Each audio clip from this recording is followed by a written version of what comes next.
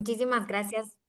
Muchísimas gracias, Freddy. Entonces vamos a dar inicio a Entonces, nuestra sesión con nuestra oración inicial, como todos los miércoles. En el nombre del Padre, del Hijo, del Espíritu Santo. Amén. En mi corazón, Señor, se ha encendido el amor por una criatura que tú conoces y amas. Tú mismo me la has hecho encontrar y me la has presentado. Te doy gracias por este don que me llena de alegría profunda. Me hace semejante a ti, que eres amor, y me hace comprender el valor de la vida que me has dado. Haz que no malgaste esta riqueza que tú has puesto en mi corazón. Enséñame que el amor es don y que no puede mezclarse con ningún egoísmo, que el amor es puro y que no puede quedar en ninguna bajeza, que el amor es fecundo y desde hoy debe producir un nuevo modo de vivir en los dos. Te pido, Señor, por quien me espera y piensa en mí, por quien camina a mi lado. Haznos dignos el uno del otro, que seamos ayuda y modelo. Ayúdanos en nuestra preparación al matrimonio, a su grandeza, a su responsabilidad, a fin de que desde ahora nuestras almas dominen nuestros pensamientos y los conduzcan en el amor. Amén. En el nombre del Padre, del Hijo, del Espíritu Santo. Amén. Bueno, entonces ahora yo tengo el gusto también de presentarles a nuestra primera charlista. Hoy vamos a tener nuestra sesión dividida en dos. Vamos a tener esta primera charla y a nuestra primera charlista que tengo el gusto de presentarles. Es de la casa. Estamos muy contentos de tenerlos acá. Ahí está. Entonces, Maffer es del equipo. Ustedes ya la han escuchado y la han visto. Ella es feliz esposa desde hace 2 años y medio. Es psicóloga industrial. Sacó el diplomado en Cultura de la Vida que tenemos en Judith en el 2024 y es miembro del equipo Uno en Cristo desde el año 2023. Y ella nos va a estar compartiendo el tema inicio de la vida. Maffer, son todos tuyos. Hola, buenas noches a todos. Muchas gracias, Majo, por tan linda presentación. Qué gusto saludarlos. Voy a compartirles por acá y quiero que me contesten en el chat cuándo creen ustedes que inicia la vida. Los voy a estar leyendo. Escríbanme en el chat. ¿Cuándo creen que inicia la vida? ¿En qué momento? Ajá, ok. En la fecundación, al momento de la concepción, ¿qué más? Cuando se fecunda el óvulo, en la fecundación. Cuando se genera el sistema nervioso, desde la fecundación, ¿qué más?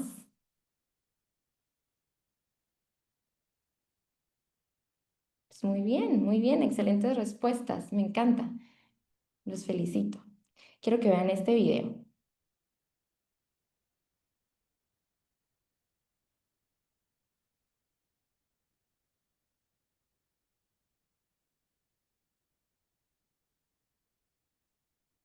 Bueno, les voy a dar la explicación científica de lo que ustedes están viendo ahí.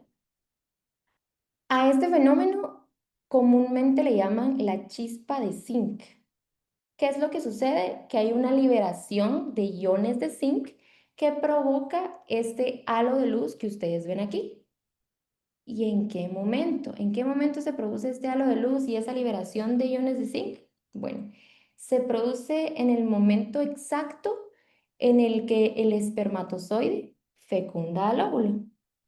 Se produce este halo de luz. Esa es la explicación científica. Ahora, ¿cuál es la explicación de mi corazón y qué nos dice la fe al respecto? Para mí es el momento exacto en el que el Dios pone el alma en nuestros cuerpos. Es el momento en el que Dios pone el alma en ese nuevo ser, en esa nueva vida. Y es por eso que yo digo que la vida comienza con un destello que refleja su milagro. Porque esa es, la vida es un milagro. Y entonces sabemos que la vida comienza incluso antes de que un corazón empiece a latir. Sabemos que ya existe vida, que cuando antes de que los padres puedan sostener a su bebé en sus brazos, ya existe vida.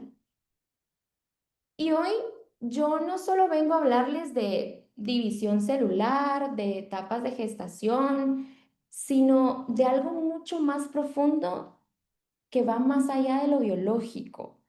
un tema tan profundo como es el inicio de la vida como tal, el inicio de todo, de cómo en el momento exacto en el que el óvulo es fecundado por el espermatozoide, inicia no solo un proceso biológico, sino que inicia un nuevo ser humano, que es único, que es irrepetible, que cuenta con su propio material genético del padre y la madre.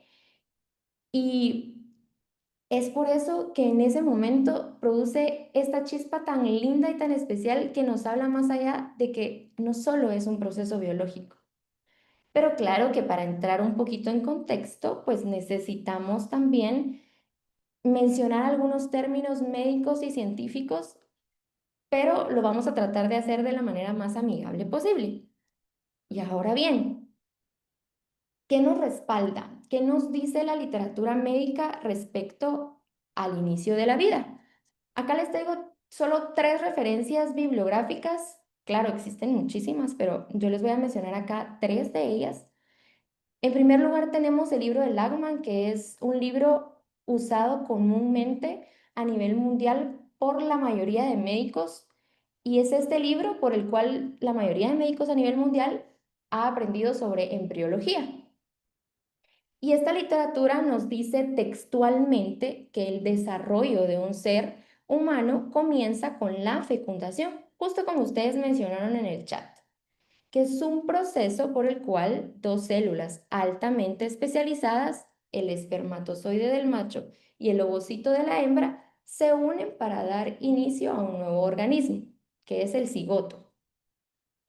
Este otro libro, que es La embriología orientada clínicamente, nos menciona también textualmente que el desarrollo es un proceso continuo que comienza con cuando el ovocito de una hembra es fertilizado por el espermatozoide de un macho.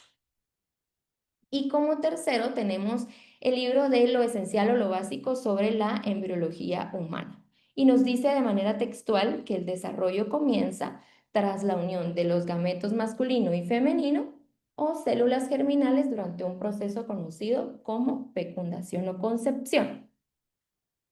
Ahora, ¿cómo se produce la fecundación?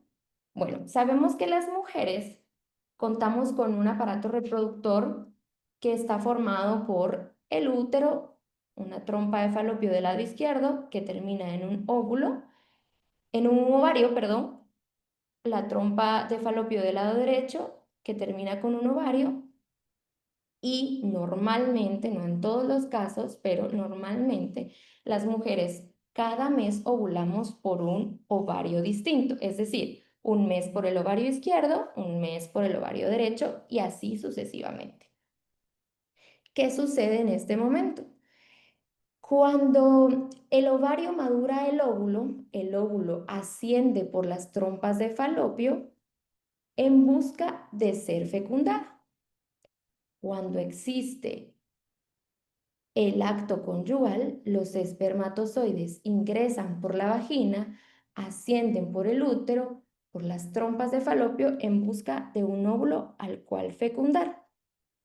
Es por eso que comúnmente, no en todos los casos, la fecundación ocurre a la altura de las trompas de falopio.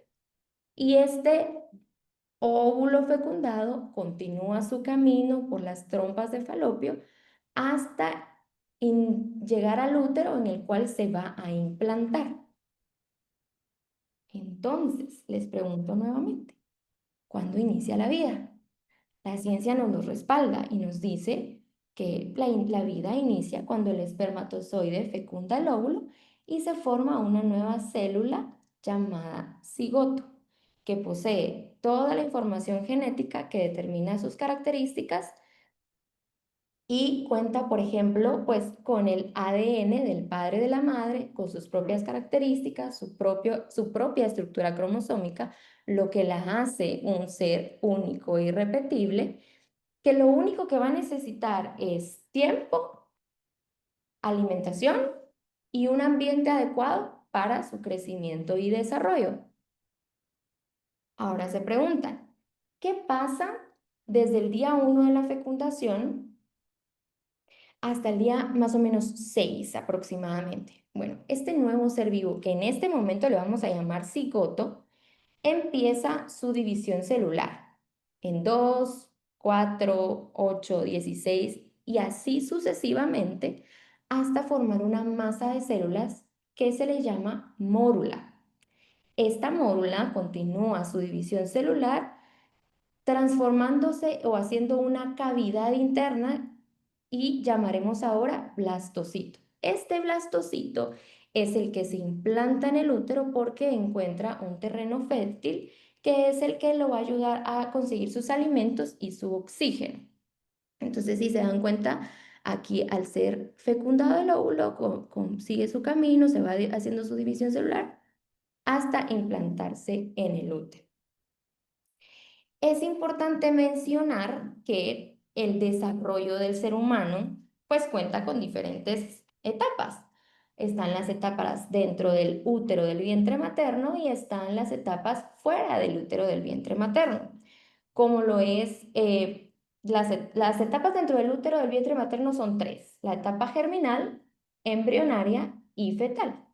De la misma manera, fuera del útero del vientre materno tenemos las etapas de la niñez, la adolescencia, la adultez y la vejez. De la misma manera, el ser humano cuenta con diferentes etapas durante su desarrollo. Aquí vamos a tocar las tres primeras dentro del vientre del útero materno. Bueno, la primera etapa es la etapa germinal, que corresponde más o menos al día 1 al 21 aproximadamente, es decir, la semana 1 a la 5. Ahí ustedes pueden ver la foto de un embrión de 3 a 4 semanas aproximadamente. ¿Qué características tiene el bebé en esta etapa? Bueno, se forma la placenta, que es lo principal, ¿verdad? En la placenta se provee el embrión de nutrientes y oxígenos para su desarrollo y crecimiento. Se forma el tubo neural. ¿Cuál es el tubo neural? Pues es el precursor del cerebro y de la médula espinal. Aparecen los primeros brotes de las extremidades, se establece la base del sistema nervioso y también es importante mencionar que su corazón empieza a latir a partir del día 18 aproximadamente, aunque no podamos escucharlo o registrar su latido cardíaco. El hecho de que no se pueda escuchar y registrar no significa que no haya latido cardíaco. ¿Cómo lo sé? Lo que ustedes ven aquí,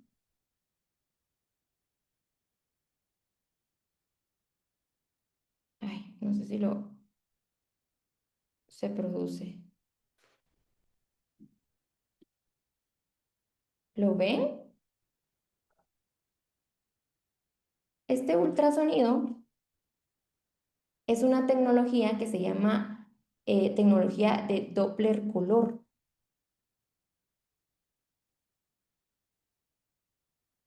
Esta tecnología, ¿cómo funciona? Es como un ultrasonido, pero con un sistema un poquito más avanzado. ¿Cómo funciona? Que cuando hay movimiento sanguíneo acercándose al transductor, el transductor es el aparatito con el que le hacen el ultrasonido a la madre en su pancita. Bueno, cuando hay movimiento sanguíneo acercándose a ese transductor, se tinta de rojo y cuando se aleja, se tinta de azul. Es por eso que sabemos que existe un latido cardíaco porque en este Doppler se tinta de rojo, azul, que indica un movimiento de sangre rítmico, es decir, el ritmo cardíaco del bebé.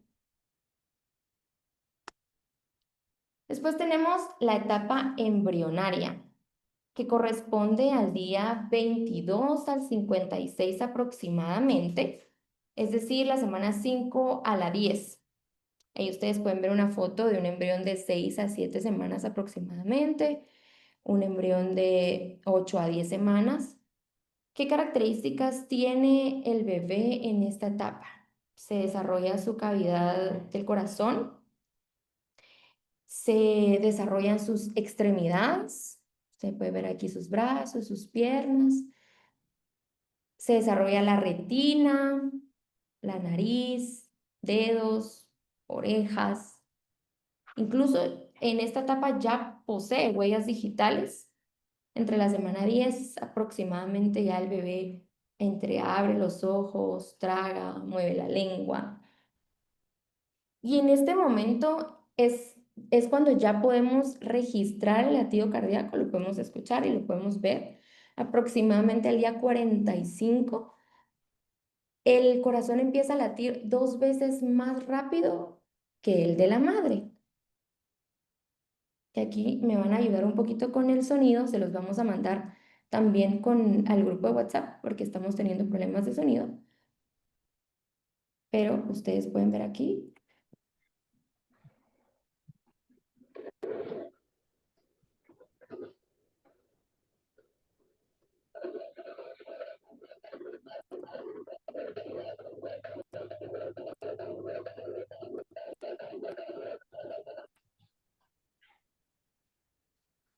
Y es así como suena la vida. Y yo creo que muchas de las mamis que están aquí presentes saben que pues todo el embarazo y todas las etapas del embarazo son especiales y son importantes, pero yo creo que este momento en especial es creo que de los más importantes porque es cuando pueden escuchar la vida de su bebé.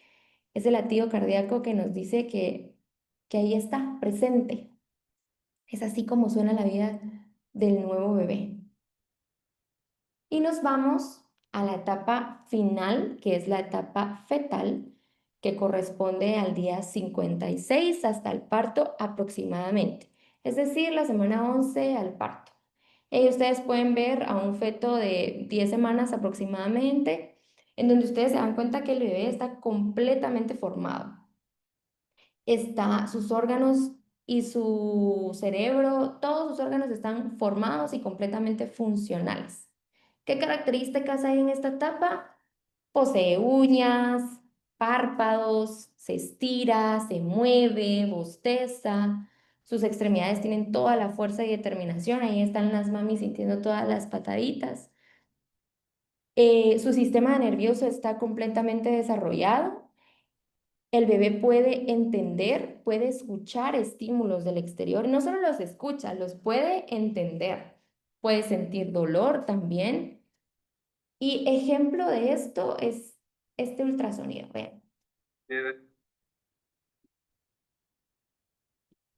Clap your hands.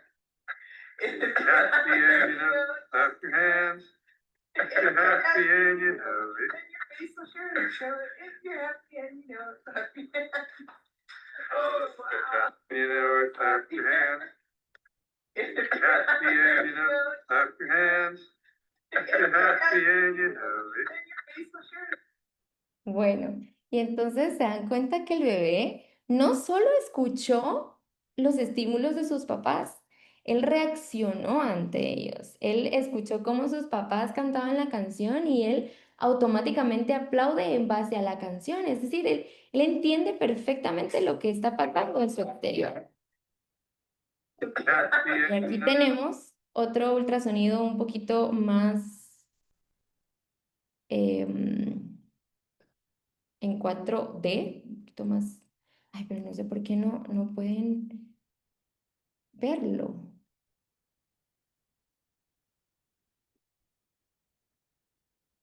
Bueno, se los vamos a mandar igual por el grupo. Pero acá en este ultrasonido ustedes pueden ver cómo el bebé abre la boca, bosteza, saca la lengua y entonces ahí se dan cuenta en cómo el bebé está completamente desarrollado, listo para nacer. Y después de haber visto cómo el embarazo está dividido en diferentes etapas y que no solamente es un proceso biológico, después de haber recorrido cada una de estas etapas, nos damos cuenta que el embarazo no es solo un proceso biológico, sino que realmente es una complicidad profunda e íntima con Dios creador, porque todo esto que ustedes vieron, el ver cómo el bebé reacciona, el bebé cómo se va formando, cómo se va desarrollando cada parte de su cuerpo, definitivamente esto no es solo biología, esto es una colaboración directa con Dios. Y entonces todo esto me hace reflexionar y nos hace reflexionar y vuelvo y les pregunto,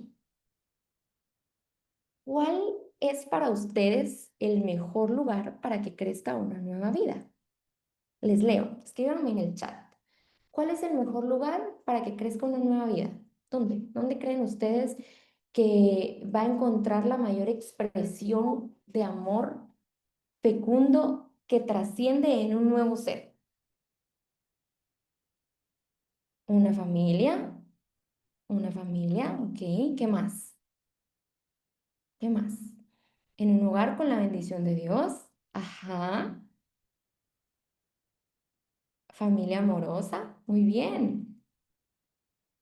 Y sí, reflexionando todas estas etapas nos damos cuenta que la respuesta no es ninguna casualidad, que aquí mismo la imagen nos lo dice, la respuesta está dentro del matrimonio, en el matrimonio. ¿Cuál es el mejor lugar para que este bebé crezca, para que este nuevo ser crezca? Es el matrimonio.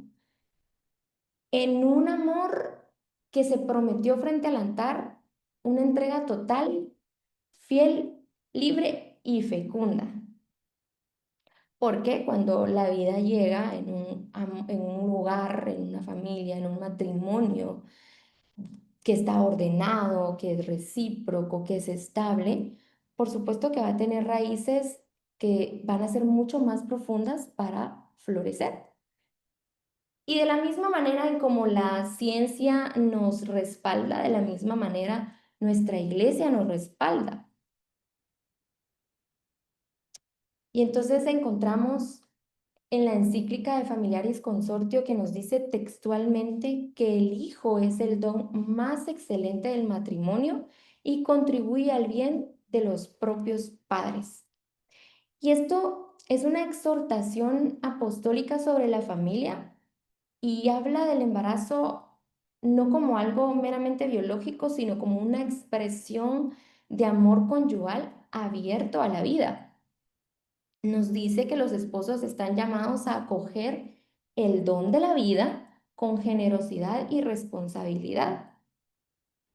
Porque de la misma manera en la que ustedes están hoy acá con ese llamado de vocación al matrimonio, de la misma manera están llamados a acoger este mismo don de la vida con responsabilidad, con amor, con generosidad.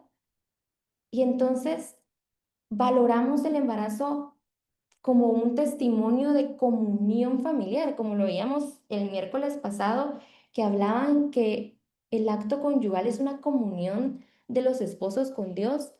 El dar vida es una comunión familiar, es del amor del Creador. Y nos dice también el catecismo de la Iglesia Católica, nos menciona que la fecundidad es un don, un fin del matrimonio. Pues el amor conyugal tiende naturalmente a ser fecundo. El amor es fecundo, el amor se entrega y el matrimonio tiene dos fines, dos únicos fines tiene el matrimonio, que no pueden ser separados el uno del otro, que están profundamente conectados, y es el fin unitivo y el fin procreativo. Cuando hablamos del fin unitivo, hablamos de una entrega total, fiel, libre. Es la comunión de nuestros cuerpos con nuestras almas. Ese es el fin unitivo del matrimonio. ¿Y cuál es el fin procreativo del matrimonio? Pues es un amor pleno que de manera natural nos da la apertura a la vida, que la apertura a la vida dentro del matrimonio no es un agregado, no es algo que sucede por casualidad, no, es el fruto de ese amor natural conyugal. Y aquí tenemos también la encíclica de Humanae Vitae que nos dice textualmente que el amor conyugal es por su misma naturaleza abierto a la fecundidad. Y es eso, el matrimonio desde su esencia más profunda es unitiva y procreativa, que es fecundidad, que une vocaciones, el dar vida, el matrimonio es una vocación, es un propósito.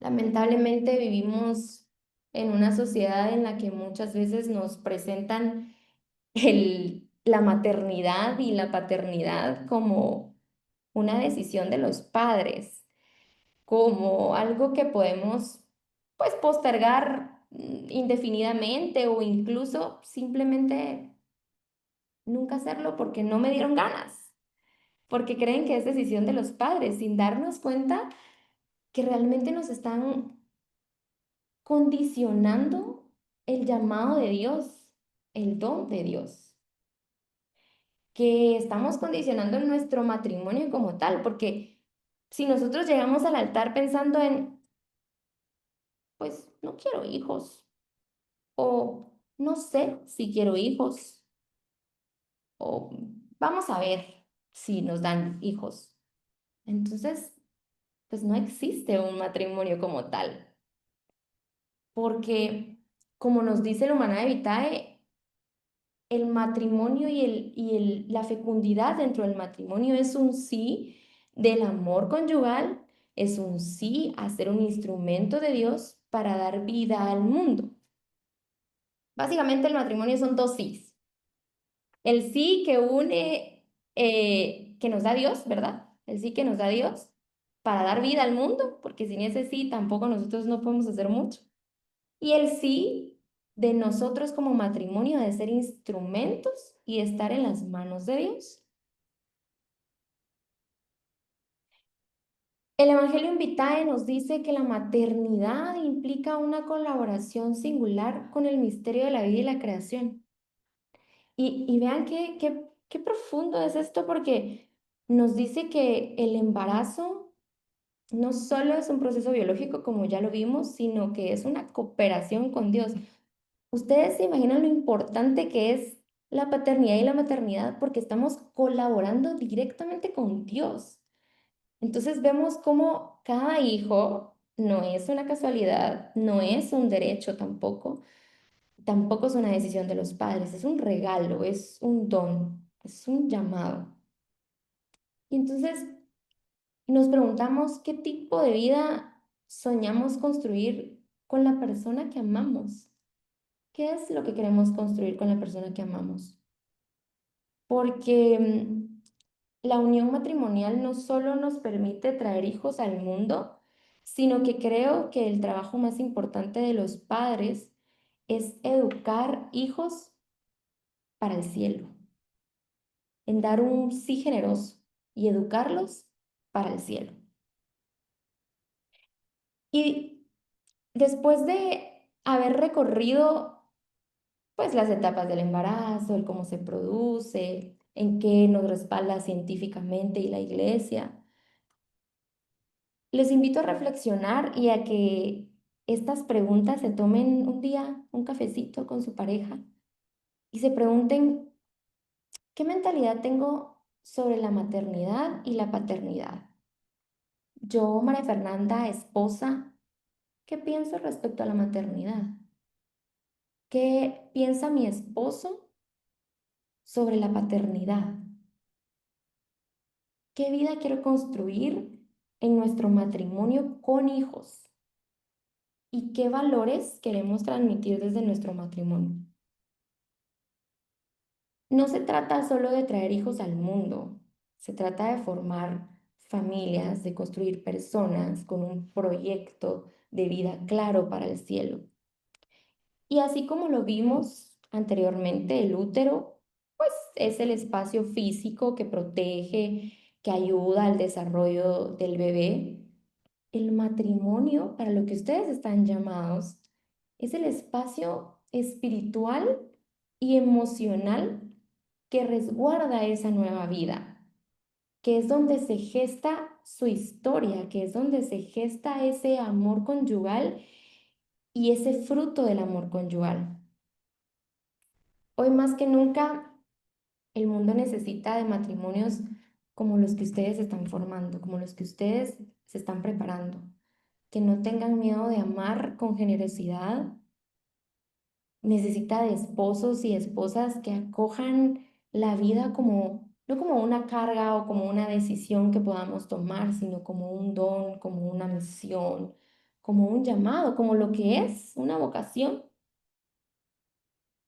También es importante reconocer que la apertura a la vida no significa tener cientos de hijos, porque no. Es realmente el tener el corazón abierto y dispuesto a acoger esa vida cuando llegue con amor y generosidad. Estar dispuestos a eso, porque cuando vivimos de esa manera nuestro amor conyugal y damos sí a la vida, incluso las mamis aquí presentes o los papis aquí presentes no me van a dejar mentir, pero todo ese cansancio que ustedes puedan sentir toma sentido. Todo ese cansancio se olvida y toma completo y absoluto sentido.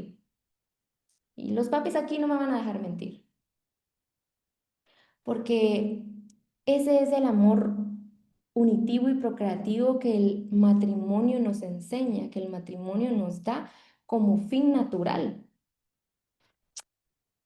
Y hoy quiero contarles algo muy íntimo, la verdad, no es algo que pues solemos platicar mucho, la verdad. Mi esposo y yo tenemos 2 años y medio, poquito más de casados y pues aún no tenemos la bendición ni la dicha del don de la vida. Sin embargo, de la misma manera, ¿y por qué se los comparto? Porque de la misma manera en la que ustedes ustedes están ahí sentados, nosotros también estuvimos de ese lado y de la misma manera en la que ustedes están buscando herramientas para formar un matrimonio o continuar con su matrimonio de una manera, de la mejor manera y mejorar cada día, nos damos cuenta que pues la maternidad y la paternidad inician desde ahora. Nosotros y por eso este tema es tan especial para nosotros o para mí que estoy teniendo la dicha de darlo, porque es un don que nosotros anhelamos y que soñamos. Y aunque aún no lo tenemos, nosotros desde ya soñamos con ella, con él, con ellos, qué sé yo. Soñamos y hablamos sobre ellos. Hablamos incluso en cómo van a ser sus ojos. Por ejemplo, mi esposo y yo somos de ojos grandes y tenemos tremendas ojeras. Entonces, si algo tenemos claro es de que nuestros hijos van a tener ojos grandes y ojeras. Eso ya lo tenemos seguro. Incluso aquí entre nos, a mi esposo desde muy pequeño le dicen búho, porque tiene ojos muy grandes y tiene unas ojeras enormes. Igual que yo, lo que pasa que el maquillaje pues ayuda un poquito pero, a disimularlo, pero entonces si de algo estamos seguros es que nuestros hijos van a tener ojos grandes y ojeras. Pero también soñamos y platicamos en qué nombres les queremos poner, en cómo van a ser sus sonrisas, en cómo nuestro mundo y nuestro matrimonio tomaría un color mucho más lindo. Y eso no implica y no dice que pues nuestro matrimonio no sea lindo. Nosotros ya somos una familia muy linda, que nos amamos, nos entregamos, que nos disfrutamos, pero definitivamente cuando ese día llegue, cuando Dios nos dé ese don de la vida, pues nosotros lo vamos a coger con toda la felicidad y con todo el amor y estamos seguros que toda esa alegría y todo ese amor se va a triplicar. Y entonces entendemos, ¿y por qué les comparto esto? Porque entendemos que ser padres empieza desde ahora, empieza en cómo nos tratamos, en cómo nos entregamos el uno al otro, en cómo nos preparamos desde ya y en cómo oramos desde ya para que ese día llegue, en qué estamos haciendo y qué no estamos haciendo, en cómo estamos preparando nuestros cuerpos también para que cuando ese día llegue, este bebé sea recibido con todo el amor, porque desde el día uno estamos abiertos a lo que el matrimonio significa, a estar abiertos a la vida, a poder ser ese instrumento en la tierra de Dios para dar vida. Y después de todo esto, los invito a que se tomen su cafecito. Más adelante, otro día hacen una cita, se plantean estas preguntas y ven qué piensa el uno del otro. Pero ahora quiero que conozcamos a Job. Ay, la familia. ¿Qué sería de nosotros si no hubiera una? Me refiero, ¿cómo se inicia una familia? Para muchos tal vez sea una pregunta bastante tonta, pero para mí fue el comienzo de mi gran aventura. Solo, perdón, Mafer, no está Pero, corriendo el y video, siempre he solo el sido muy sonido. visionario. Mis profesores solían decir que me esperaba algo grandioso, aunque nunca lo pensé. Siempre fui muy inteligente, astuto y a veces hasta muy creativo. Ay, la familia. ¿Qué sería de nosotros si no hubiera una? Me refiero, ¿cómo se inicia una familia? Para muchos tal vez sea una pregunta bastante tonta, pero para mí fue el comienzo de mi gran aventura. Mi nombre es Joe y siempre he sido muy visionario. Se los voy a mandar porque parece que seguimos teniendo problemas de conexión, entonces se los voy a mandar por el grupo de WhatsApp. Denme un minuto.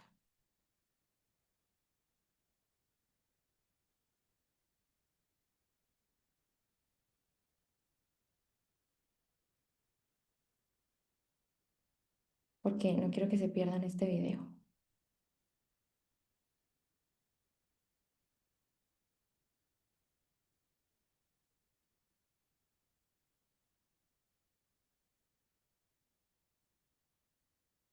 Listo, ya les llegó. Véanlo, por favor. Y me ponen manita cuando lo hayan terminado de ver.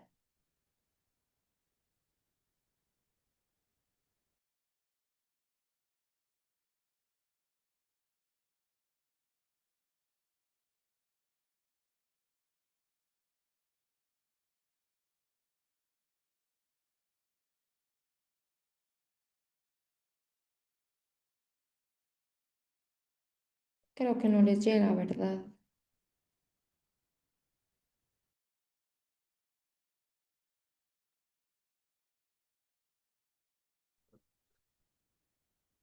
Espérenme.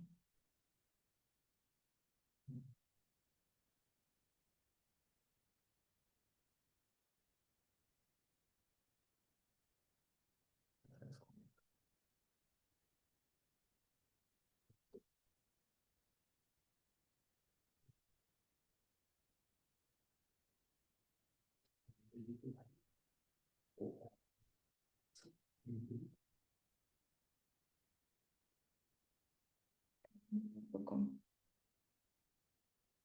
Bueno, no sé por qué no se puede ver ni se envía, pero creo que es problemas de conexión. Les va a llegar en un momentito y cuando puedan se toman un momento para verlo. Pero el mensaje que quería dejarles es ese, el, el estar abiertos a la vida desde el día uno, en que platiquen como, ya se puede ver, súper. Mándenme manitas cuando ya lo hayan terminado.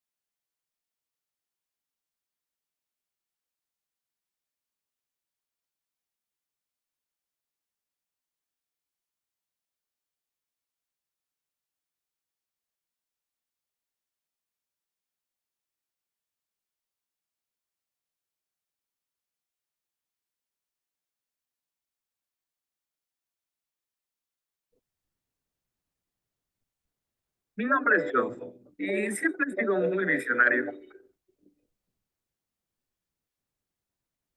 Mis profesores solían decir que esto era algo grandioso. Sí. Siempre muy inteligente, astuto y a veces hasta muy creativo.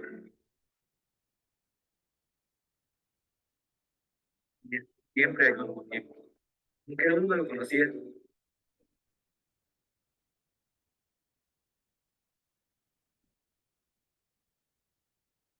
Qué bello. Mi Natalia. Mi Natalia siempre me sorprende.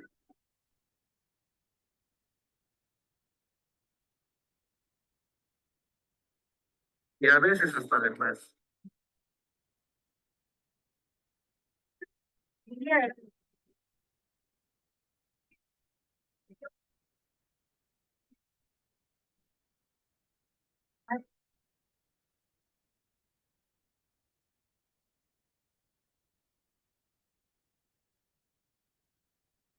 Igual día.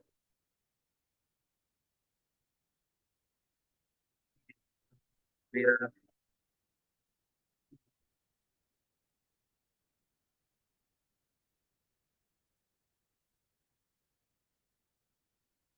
Y sí, la vida se tiene un color más lindo, se cumplen los sueños se hacen realidad desde el momento en el que deciden darle un sí a la vida. Y ese es el mensaje que quiero dejarles, el estar conscientes de que el matrimonio es por naturaleza fecundo y saber en qué estamos haciendo y cómo nos estamos preparando para este momento.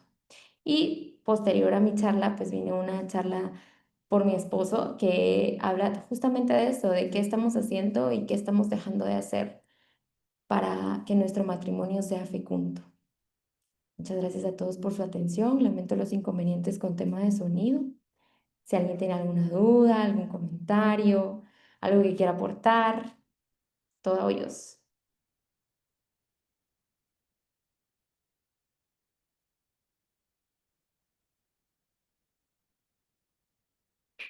¿No? Y también aquí, por aquí hay unos papis también. Felicidades por dar ese sí a la vida. Y bueno, si nadie quiere hacer alguna pregunta, pues les vamos a dar 5 minutitos, equipo, o les podemos dar un poquito más de break. 5 minutos. Súper. 5 minutos para que vayan al baño, tomen agüita, pueden apagar sus cámaras y volvemos. Lastimosamente está un poco desaparecido, pero no se imaginan cómo es una residencia y más de primer año. Por si alguien tiene algún familiar médico, pues sabrán de qué es lo que hablo. La verdad es de que qué buena introducción la que hizo mi esposa. Por favor, si alguien tiene alguna pregunta o alguna duda, me lo pueden hacer saber al chat o levanten la mano. Yo con mucho gusto les voy a dar la palabra.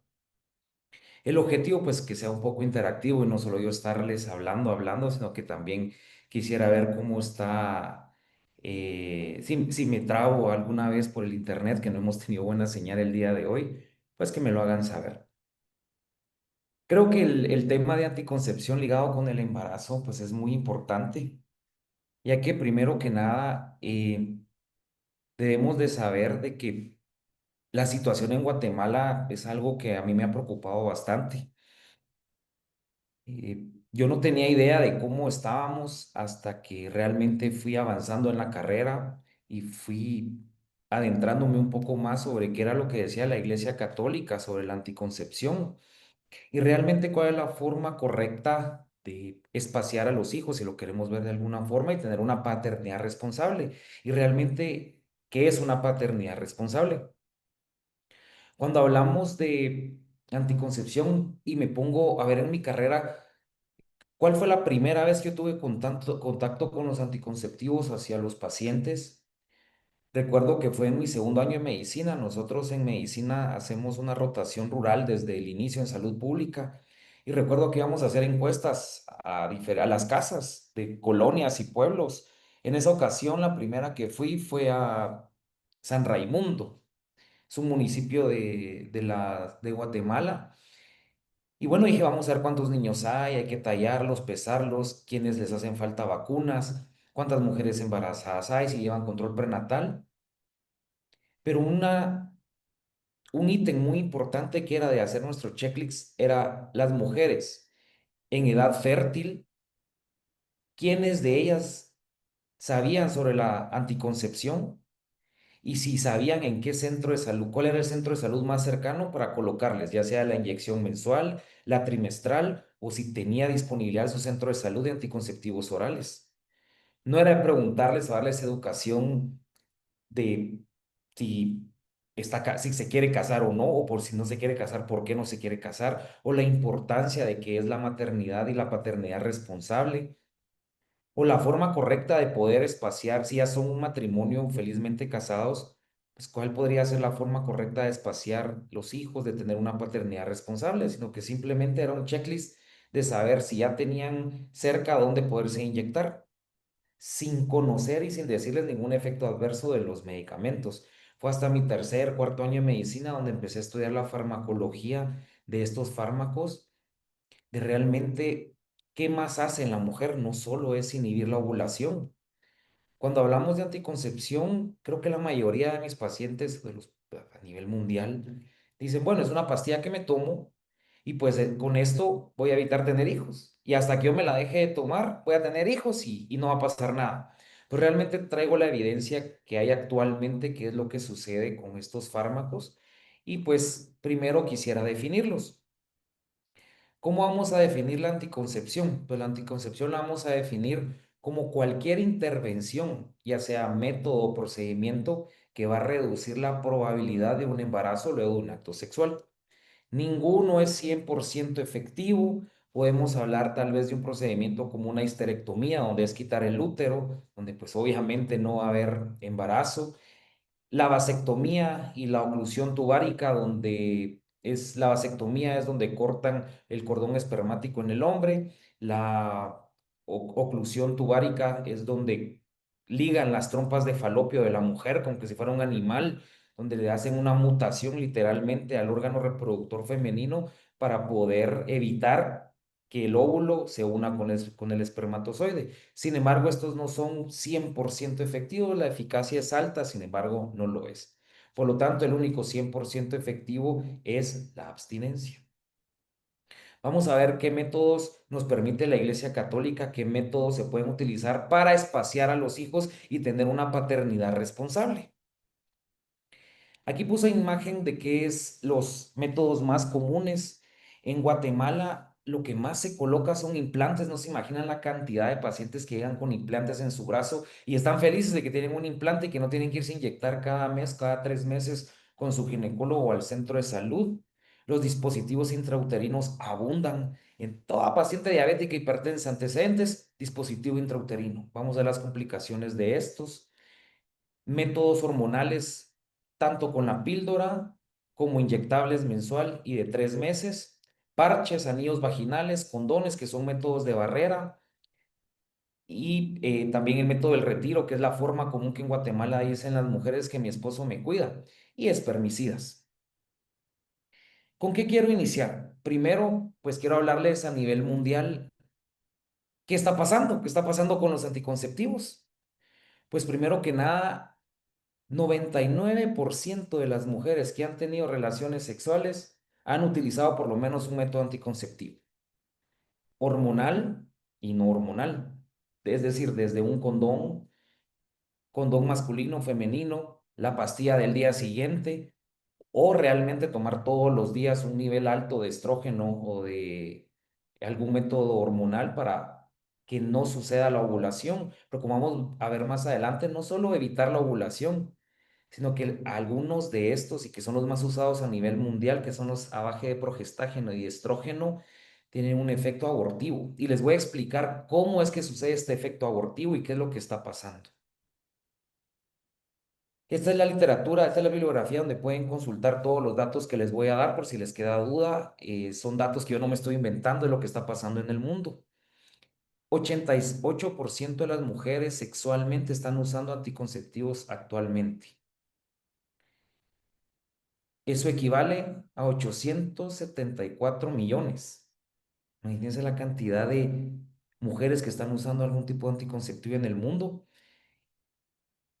¿Qué está sucediendo a nivel Latinoamérica? Este es un ranking de países sobre anticoncepción. Vemos como era de esperarse, Argentina y México se van los primeros lugares en la cantidad de mujeres que usan anticonceptivos. Guatemala está en un nivel intermedio. Vemos que Belice y el Caribe pues tiene datos bastante bajos del uso de anticoncepción.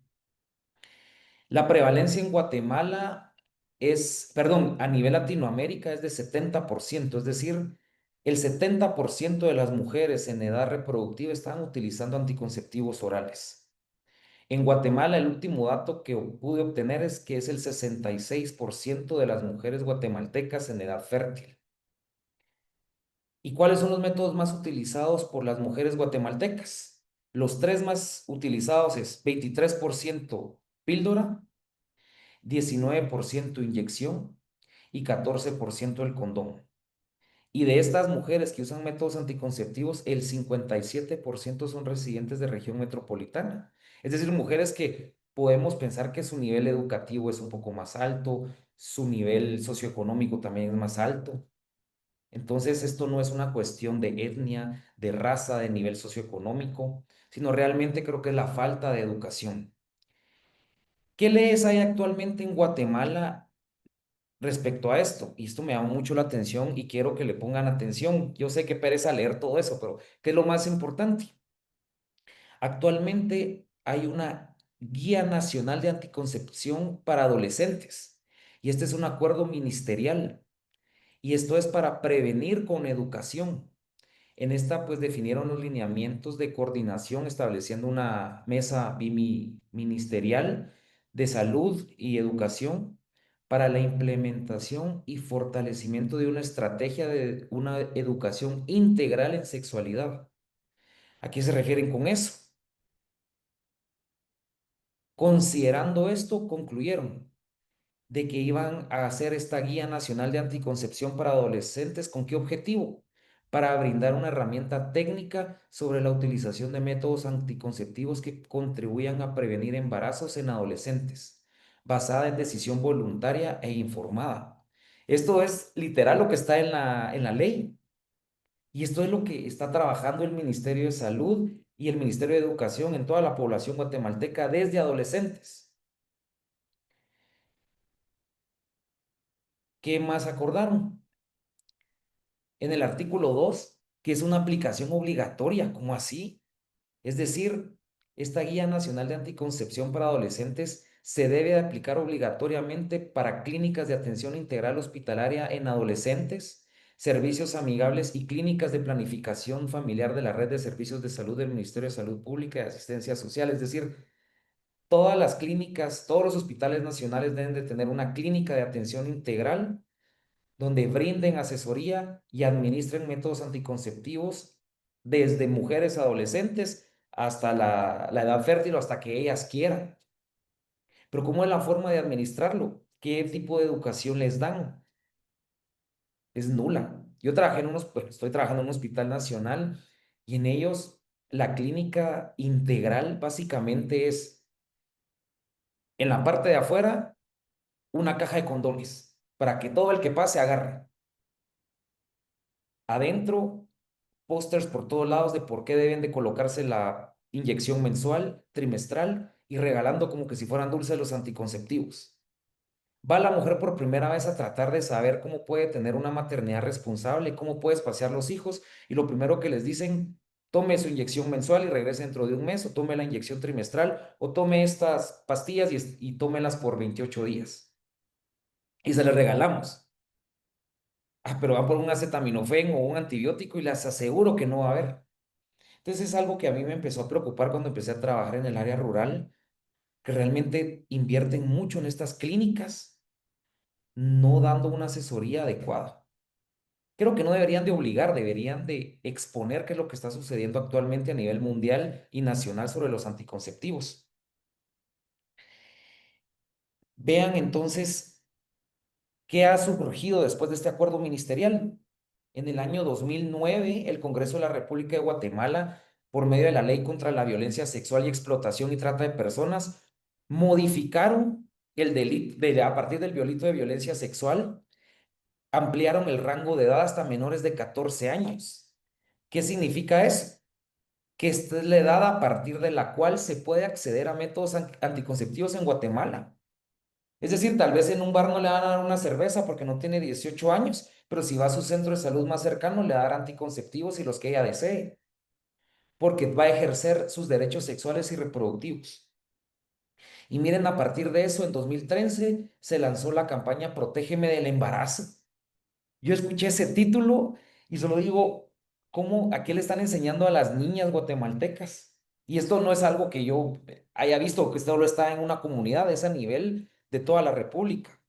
¿Y qué querían de esto de Protégeme del embarazo? Prevenir los embarazos en menores de 14 años, pero no por medio de abstinencia, no por medio de una educación de decirles la importancia de cuidar su virginidad, la importancia de llegar castos al matrimonio, no que simplemente no se embaracen, pero esta está la opción para no embarazarse. Otras campañas, por ejemplo, maternidad por libre decisión, no por obligación. Educación de sexualidad integral es nuestro derecho y prevenir con educación. Entonces, imagínense todo lo que ha venido sucediendo en Guatemala durante los últimos años. Y esto pues, es aquí a nivel local, pero imagínense a nivel mundial qué es lo que está sucediendo.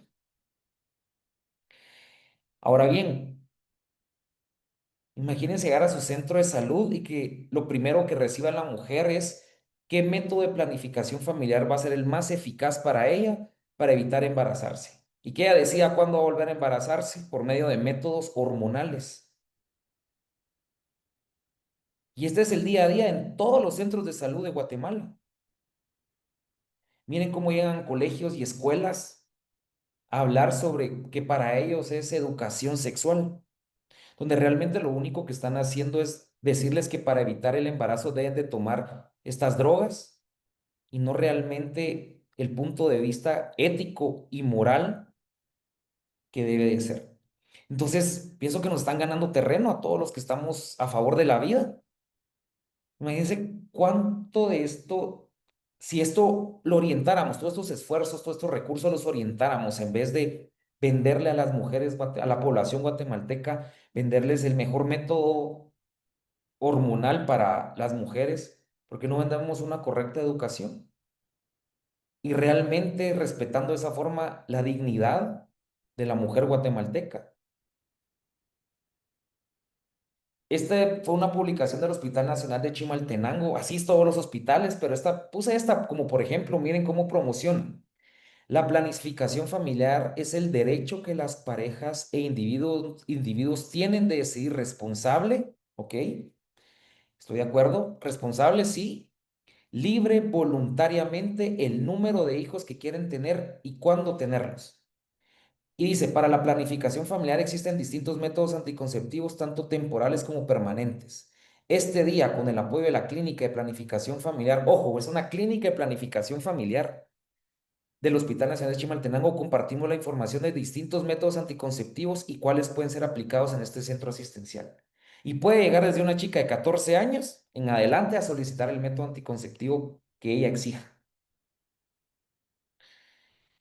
Y esta imagen me recordó mucho a mi EPS. Yo hice EPS de médico general en San Antonio de La Paz. Era una comunidad de Jalapa, en Mantaquescuintla. Y recuerdo que cuando yo llegaba, veía la gran cola de mujeres y yo decía, no puede ser. ¿Tantos pacientes voy a tener hoy? Y bueno, me sentaba en mi escritorio y veía que no pasaban y no pasaban. Yo tenía esa cara de pero y toda la cola. Que si eran con el enfermero que les iba a administrar, al regalarle sus anticonceptivos, que a la mujer le tocaba su inyección mensual o trimestral. Y conmigo ni pasaban para explicarles qué era lo que les estaba poniendo, simplemente se lo ponían porque era un acuerdo ministerial que era obligatorio ponérselo a todas las mujeres. Imagínense.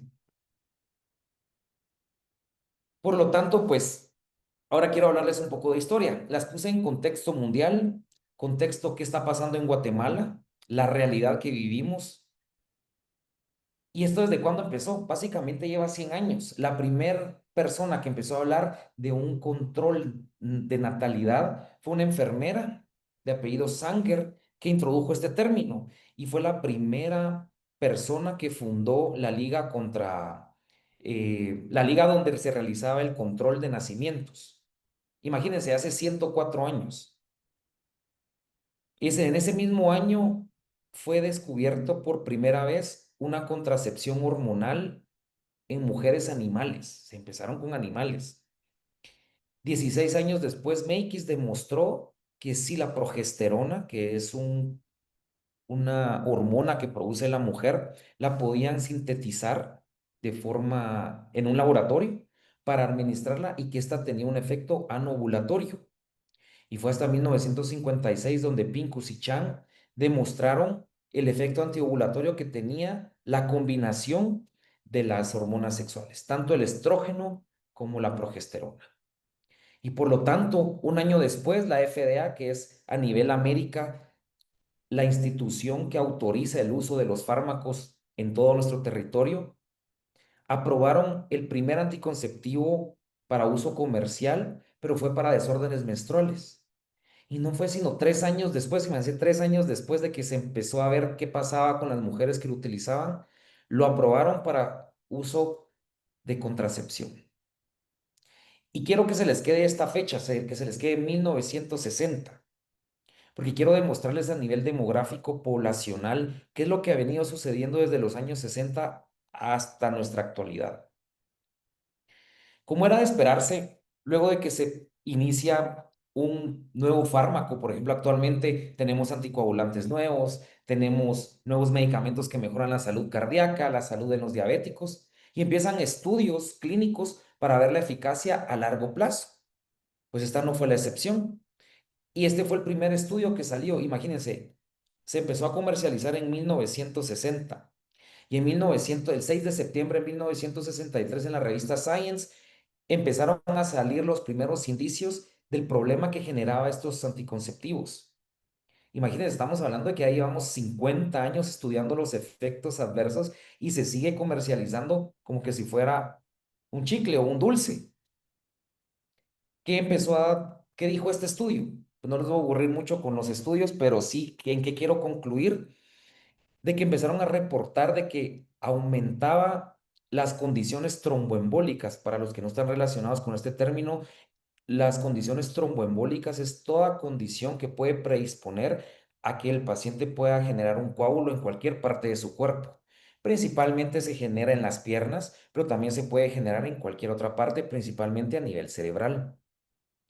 Y concluyeron de que a pesar de que habían mayor casos de tromboembolismo en mujeres que utilizaban este medicamento, no hubo suficientemente incremento, no fue estadísticamente significativo el incremento y el riesgo de tromboembolia y muerte por el uso de Novid. Por lo tanto, no pasó adelante este estudio.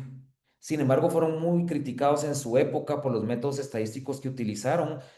Se dieron cuenta que manipularon los datos para concluir que la diferencia no era significativa en las tasas de mortalidad.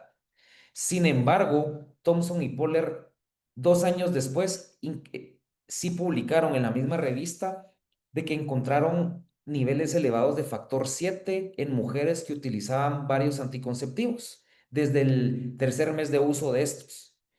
Estos datos son similares a los que se encuentran en las mujeres gestantes, que ya sabemos que las mujeres gestantes y puérperas tienen una mayor predisposición a tener coágulos en las piernas, en el corazón o en el cerebro. Pero esto solo era por el uso de la anticoncepción y que esto representaba un alto riesgo de tromboembolismo venoso. Pero, ¿qué pasó del 63 para acá? Absolutamente nada. Hasta ayer todavía revisé el último artículo en la New England Journal of Medicine, que es una revista muy importante a nivel mundial, y dicen que sí, que aumenta el riesgo de tromboembolismo venoso, pero que este sigue siendo estadísticamente no significativo. ¿Se recuerdan que les dije que se les quedara mucho el año 1960, que fue la distribución global de los anticonceptivos orales? Analicemos un poco las características demográficas que han afectado nuestro desarrollo como sociedad desde el año 1960 hasta el año 2020. Empecemos con la primera.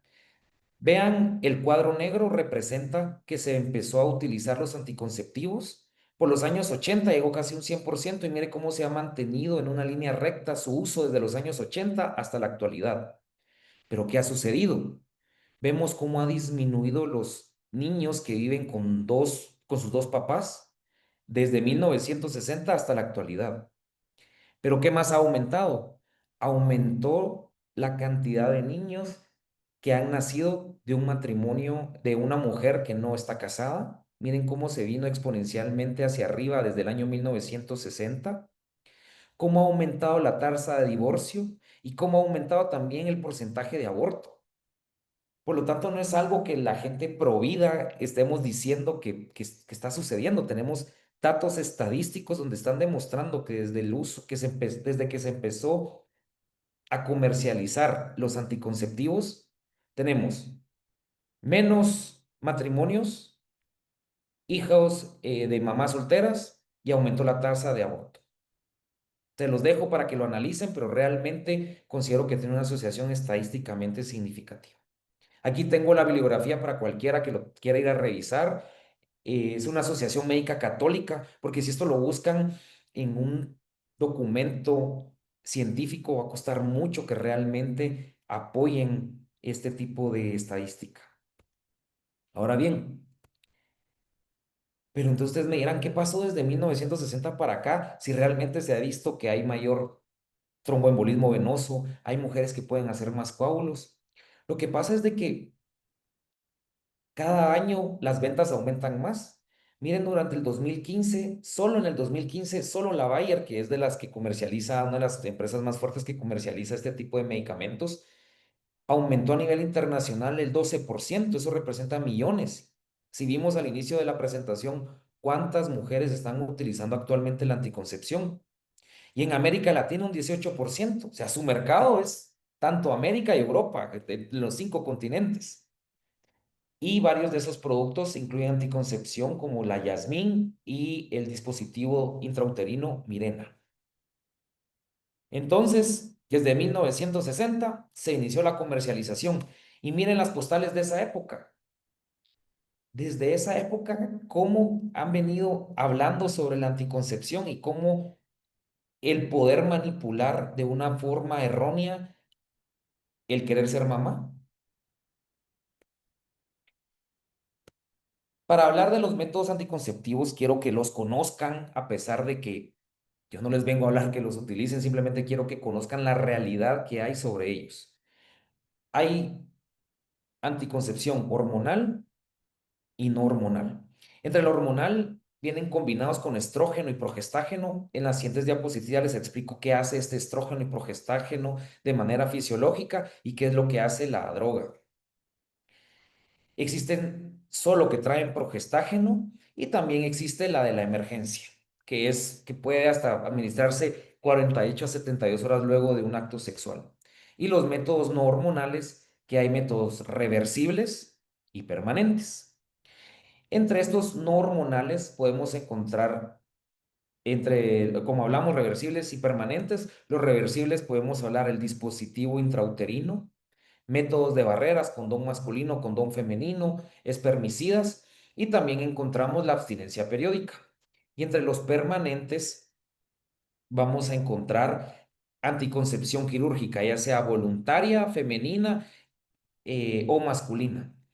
Yo recuerdo, siempre que doy esta charla y menciono esta diapositiva, recuerdo que yo hice mi rotación de ginecología en en el Instituto Guatemalteco de Seguridad Social. Y me recuerdo que nos hacían firmar a la mamá un consentimiento informado donde ella aceptaba hacer ligadura de trompas de falopio en la misma cesárea.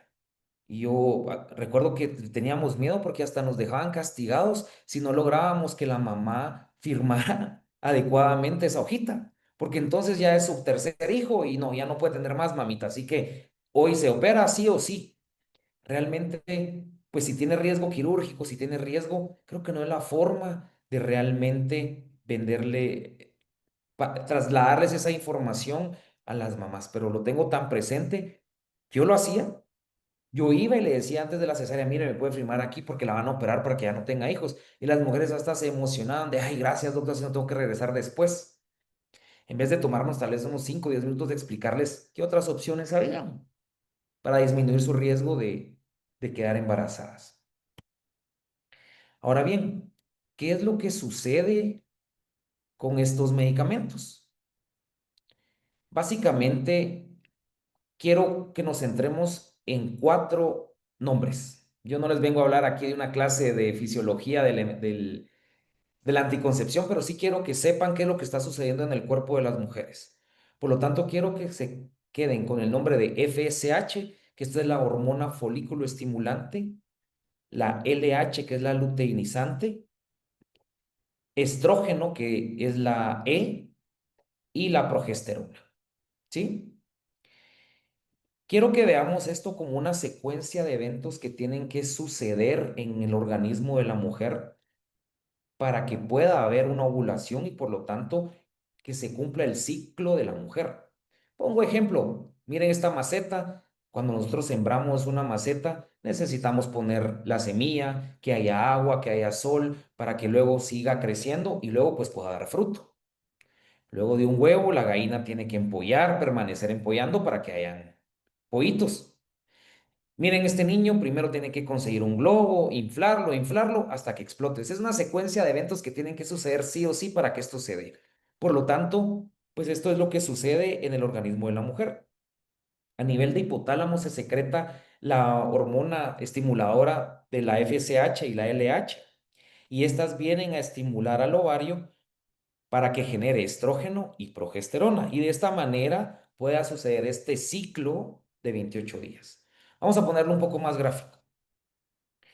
En esta diapositiva, pues mi objetivo es enseñarles cómo la hormona luteinizante es la principal. Vean cómo a lo largo del ciclo empieza primero la folículo estimulante, se eleva un poco, pero no tanto. Pero a la hora que se eleva la folículo estimulante, la luteinizante se eleva aún más.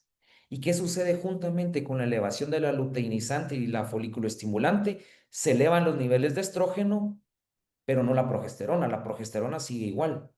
Pero vean qué es lo que sucede cuando se eleva. Tenemos un pico de luteinizante, tenemos un pico de folículo estimulante y tenemos un pico de estrógeno. Se genera la ovulación. Y esta es parte del ciclo ovárico. Luego debe de disminuir el estrógeno y elevarse la progesterona. Luego se eleva el estrógeno y luego ya los dos vienen junto para abajo. ¿Qué es lo que quiero concluir con esta diapositiva? De que este es un proceso dinámico, es un proceso como que si fuera una montaña rusa. Sube, baja, sube, baja. Y si una no sube, no va a subir la otra. Y si necesitamos estos periodos cíclicos para que se puedan dar estos acontecimientos en el cuerpo de la mujer. Y vemos que a partir de esto también aumenta la temperatura corporal y aumenta la secreción de moco cervical. Por lo tanto, cuando ustedes vean los métodos más adelante, vamos a ver que por estos cambios hormonales, es que también la mujer puede identificar en qué día de su ciclo se encuentra para poder tener una paternidad responsable. Entonces, vean cómo una montaña rusa de estrógeno sube, baja, la progesterona sigue baja, luego sube y luego baja. Pero ¿qué pasa cuando yo a mi paciente le doy todos los días una misma dosis de hormona? Ahí es una línea recta. Voy en una carretera recta sin ascender y ni sin descender. Por lo tanto, pues sí, no hay una ovulación porque el aporte que le voy a dar a mi paciente es constante de estrógeno. Pero, ¿qué es lo que hace? Además de no haber ovulación, va a disminuir las características del endometrio, las características de la vagina para que realmente haya una correcta lubricación a la hora del acto sexual. Esto puede impedir que los espermatozoides no puedan ascender a través del endometrio y llegar hasta las trompas de falopio. Pero no solo eso, también hacen que no haya una correcta ovulación y obviamente si no hay una ovulación, el espermatozoide no va a encontrar dónde fecundarse, como explicó Mafer en la clase pasada. Pero esto no es todo. Lo que más preocupa es de que al haber una carga constante de estrógeno, se ha visto que en un gran porcentaje de mujeres sí hay ovulación, pero no sigue adelante las siguientes etapas que sea después de la ovulación. Es decir, si hay ovulación, hay unión del óvulo con el esperma y hay fecundación, por lo tanto, ya hay vida dentro de ese organismo, ya hay vida dentro de esa mamá, Pero si ella está tomando anticonceptivos, probablemente no haya un ambiente agradable, un ambiente propicio para que esta vida siga creciendo. Y por lo tanto, con esto yo les puedo decir que los anticonceptivos orales tienen un efecto abortivo. No lo puedo demostrar con la mujer diciéndole, mira, por estar haciendo esto vas a ver si sí fue un aborto o no, pero no sé cuántas veces sí realmente hubo una fecundación y el estar tomando los anticonceptivos hizo que no se llevara a cabo, o sea, se hizo la fecundación, pero el embarazo no siguió adelante. Por lo tanto, si ya hubo fecundación y se pierde esta fecundación porque no hay un ambiente correcto para que éste siga creciendo, pues es un aborto. Por lo tanto, con esto yo les demuestro que los anticonceptivos no solo inhiben la ovulación, sino que también tienen un efecto abortista. Entonces les hago la siguiente pregunta. ¿Cuántas mujeres creen que estarán concibiendo una nueva vida dentro de ellas y no lo saben? Y están perdiendo al embrión por su efecto abortivo. Si hablamos de cuántos millones a nivel mundial están tomando anticonceptivos, ¿cuántas millones de vidas no se están perdiendo o no están abortando sin saberlo? Un ser que ya fue pensado por Dios, que ya hizo que germinara dentro de la mamá, pero por no tener un ambiente agradable, un ambiente propicio para su crecimiento, se aborta. Tómenlo en cuenta, reflexiónenlo. Luego, continuando con la explicación, pues las píldoras orales combinadas son las más utilizadas a nivel mundial. Algunas vienen solo con estrógeno, otras vienen con estrógeno y progestágeno, pero es la misma dosis todos los días, por lo tanto, se evita esos picos que el cuerpo de la mujer necesita para poder tener un ciclo adecuado, ¿sí? Esta se puede administrar con fines anticonceptivos de carácter temporal y reversible y es la que más utiliza el Ministerio de Salud Pública y viene en la presentación de 28 días. Si alguien ha tomado alguna vez por otros usos médicos, pues se recuerdan que vienen 21 tabletas de un color y luego vienen 7 tabletas de un color más oscuro, color café, que son pastillas de azúcar, que es para que se trate de cumplir el ciclo total de 28 días. También existen inyectados. Estos inyectados pueden ser solo de estrógeno o también de estrógeno y de progestágeno. Los implantes subdérmicos, este es de carácter temporal y reversible, sin embargo, pueden estar dentro de la mujer hasta 5 años. Realmente es un objeto extraño, están mutilando el cuerpo de la mujer y están cargados hormonalmente con una hormona que se llama levonorgestrel. Estos se colocan debajo de la piel, en la cara interna del brazo, que menos se usa, que usualmente es el izquierdo. La T de cobre o el DIU. Este es un pequeño dispositivo de plástico, es flexible, es como ver un clip. Agarren un clip y vean cómo pueden manipular el clip de un lado hacia otro. De esa misma manera es la T de cobre y se coloca dentro de la cavidad uterina con fines anticonceptivos. Este es temporal y reversible. El más usado es el de cobre 380, que es un cuerpo flexible en forma de T y contiene cobre, que es el principio activo. ¿Qué es lo que sucede? Miren cómo se introduce la T de cobre a través del útero y hasta la cavidad endometrial. ¿Y qué es lo que va a suceder? ¿Cómo actúa? Pues primero, hay un objeto extraño adentro de la cavidad uterina, por lo tanto, va a alterar la consistencia del moco cervical.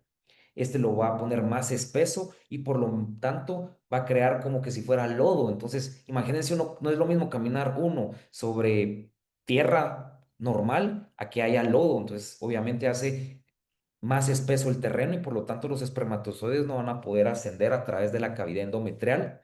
Aumenta la fagocitosis. ¿Qué es esto? Es un proceso mediante el cual ciertas células especializadas van a degradar y destruyen células y sustancias extrañas en la cavidad endometrial porque crea una respuesta inflamatoria. No solo es que esté ahí como una barrera mecánica, realmente crea una cascada inflamatoria que va a ocasionar que no haya una concepción. Dejemos el paso de óvulos. Si no hay paso de óvulos, pues no hay fecundación. Pero la mayoría de veces pasan los espermatozoides, sucede la fecundación y viene creciendo el bebé con los primeros días que les mencionó Maffer y se encuentra con yo lo veo como una cama con púas. Imagínense llegar a su bebé y ya no lo quieren, entonces lo van a acostar en una cama de púas para que se muera ahí. Este es el efecto que está ocasionando esta T de cobre, de realmente viene ya un nuevo ser caminando hacia incrustarse en la cavidad endometrial para empezar a crecer y se encuentra con una cama de púas.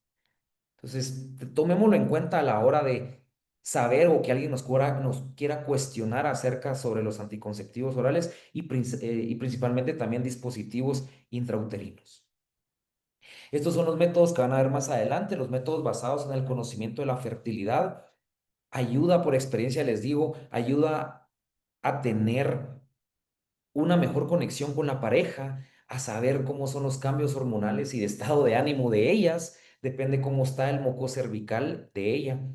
¿Y por qué sucede? Recuérdense el pico de estrógeno, eso cambia la temperatura y también cambia la consistencia del moco cervical.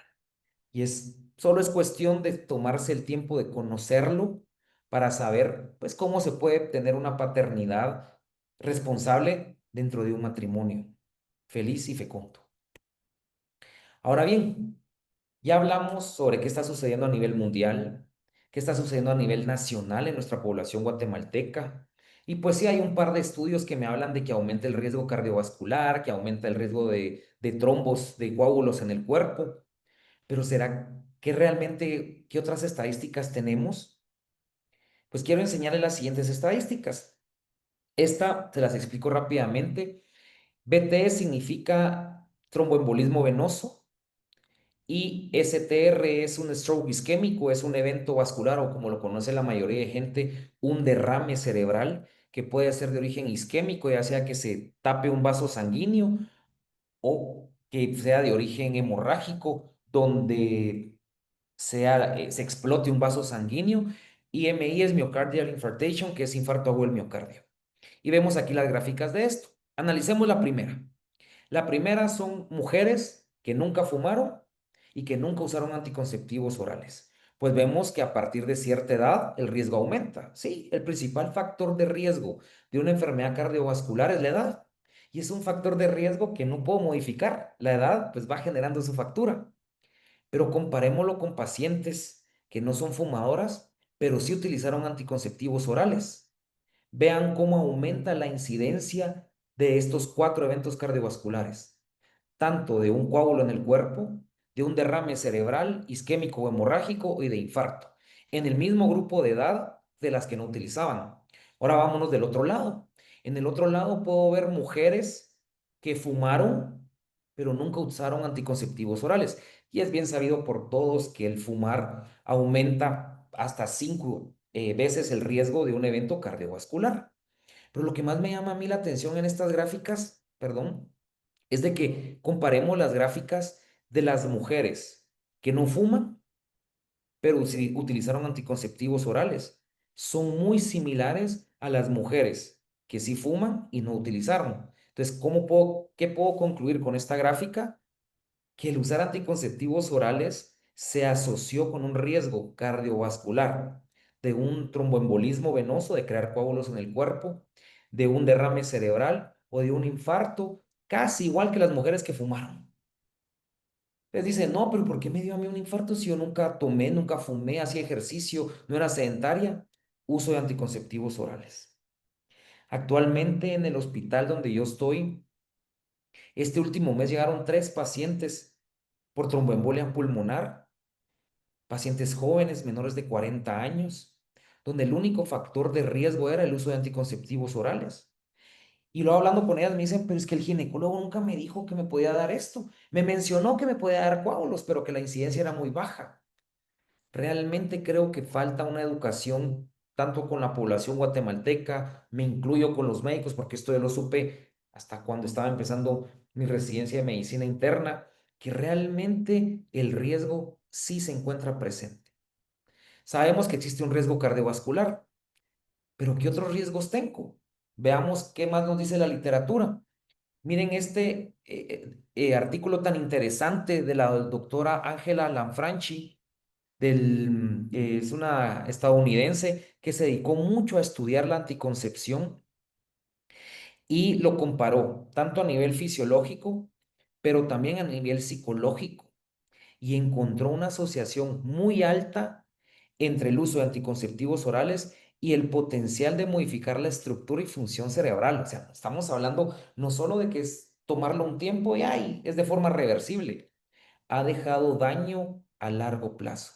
Y les puse 3 bibliografías más de diferentes autores por si lo quisieran buscar. Solo ponen el nombre del autor, et al, y el año en que fue publicado y les aparece el estudio, donde redujo el volumen de la amígdala. La amígdala es una estructura muy importante en el cerebro donde ayuda al manejo de emociones. Redujo el tamaño de la amígdala, redujo el volumen del hipotálamo, que son estructuras importantes cerebrales que nos van a ayudar a la toma de decisiones, en el manejo de emociones.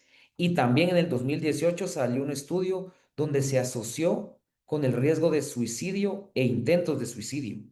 Es decir, se suicidaban más e intentaban suicidarse más las mujeres que utilizaban anticonceptivos orales que las que no. Y esta relación fue estadísticamente significativa. ¿Qué más? También hay estudios donde tiene mucha influencia en decidir qué tipo de pareja voy a escoger. Ustedes me dirán, ¿cómo así? ¿Qué tiene que ver eso? Pero realmente hay algo, una estructura en nuestros genes que se llama complejo mayor de histocompatibilidad. Este complejo mayor de histocompatibilidad, actualmente hay una nueva rama de la medicina que se llama epigenética, donde estamos viendo que por diferente estilo de vida del paciente, ya sea poco saludable, diabético desde joven, sus genes se pueden modificar y ya se los codifica a su hijo y que años después se pueden pasar hasta una segunda y tercera generación. Y este es el complejo mayor de histocompatibilidad, que también es el que nosotros evaluamos a la hora de un trasplante renal, un trasplante cardíaco, un trasplante de cualquier otro órgano que se puede trasplantar. Vemos si los genes son compatibles, es decir, si este complejo mayor de histocompatibilidad es similar al otro. Y se ha visto que los anticonceptivos han modificado estos genes y por lo tanto hacen que la pareja tiene una tendencia a escoger parejas con un complejo mayor de histocompatibilidad muy similar al de ella. Es decir, es como que si yo les dijera que tengo pacientes que van a tener hijos con alguna prima o con una prima en segundo grado, porque comparten complejo mayor de histocompatibilidad. Por lo tanto, esta es la razón que disminuye la fertilidad a largo plazo, aumenta el riesgo de autismo en esos niños nacidos después de mujeres que utilizaron anticonceptivos orales, altera las relaciones sexuales y comportamientos porque pareciera que tienen genes compatibles, atracción más fácil por otras parejas que no sea su matrimonio e hijos más enfermos y débiles. Les pongo las bibliografías porque realmente a mí me costó mucho, soy de todo apoyado en la literatura, porque si no, no lo creo. Actualmente la medicina es basada en evidencias, no basado en lo que yo creo o alguien me dice, sino que basado en evidencia actual y por eso les dejo si alguien lo quiera ir a buscar de los efectos que tienen los anticonceptivos orales a largo plazo. Y bueno, por último, ya vimos que me aumenta el riesgo cardiovascular, me aumenta el riesgo de un infarto, de un derrame, de un coágulo en el cuerpo. ¿Qué más se ha asociado con el uso de anticonceptivos? Aquí solo les puse la gráfica donde vean por qué estoy concluyendo esto.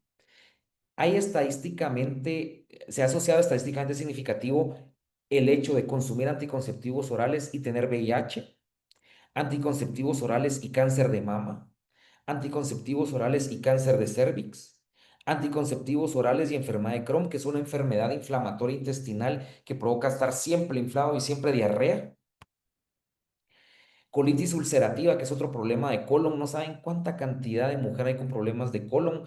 Esta sí pasa a la unidad, es decir, esta no es estadísticamente significativo tan alto, pero sí se inclina hacia que las mujeres que usan anticonceptivos orales sí tienen mayor incidencia de esta enfermedad. Pero veamos las demás enfermedades. Anticonceptivos orales y lupus. Lupus eritematoso sistémico es una enfermedad autoinmune que provoca que el mismo cuerpo ataque el cuerpo de una persona. Anticonceptivos orales y esclerosis múltiple. Anticonceptivos orales y el riesgo de osteoporosis. Lo que ya habíamos platicado, los anticonceptivos orales y el suicidio. Y los anticonceptivos orales y el riesgo de tromboembolia venosa. Para concluir, pues este es un resumen de todo lo que vimos a lo largo de estas últimas diapositivas. Vean que no solo aumenta el riesgo cardiovascular, sino que vean cómo aumenta el riesgo de todas estas enfermedades que platicamos. En segundo lugar, el cáncer de mama, pero miren cuál lleva el tercer lugar, depresión. Entonces, no solo hay daño cardiovascular, daño orgánico, sino que también pudiera haber daño psicológico a largo plazo. Por lo tanto, ¿qué quiero concluir con de todo lo que platicamos? Pues primero de que el acto conyugal debe permanecer abierto a la vida. Y no lo digo yo, se encuentra en la Humanae Vitae, donde lo pueden ir a revisar. Es ilícito moralmente intervenir de forma directa para impedir la procreación cuando el fin directo es evitar un embarazo. Y eso es lo que nos dice la Iglesia Católica, no lo dice un sacerdote, no, lo dice nuestra Iglesia Católica. Y es bueno que lo sepamos, qué es lo que no es permitido, qué es lo que es ilícito y qué es lo que es lícito.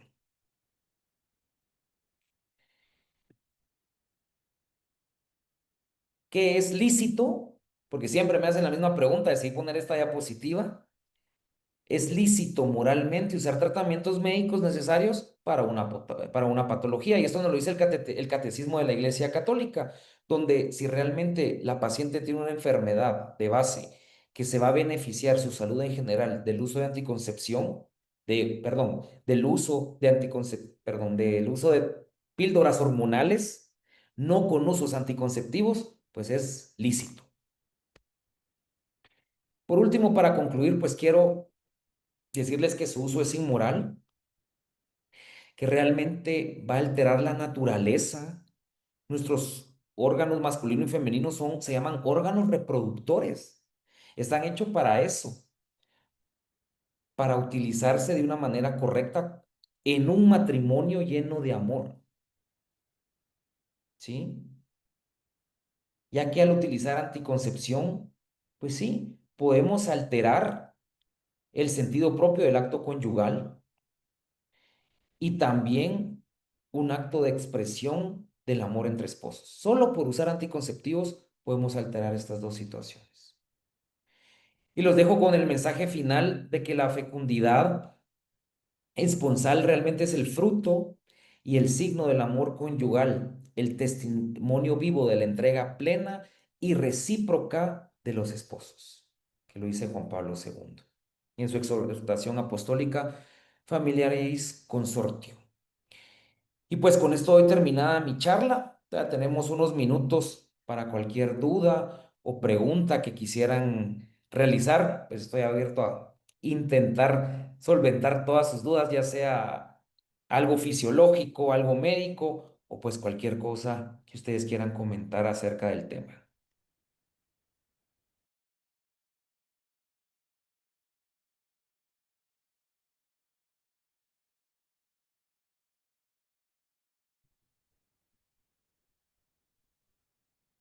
Muchísimas gracias a los esposos López Tizón. Tenemos una pregunta. Luis, ¿cuál es la edad fértil? ¿En qué rango se consideraría edad fértil?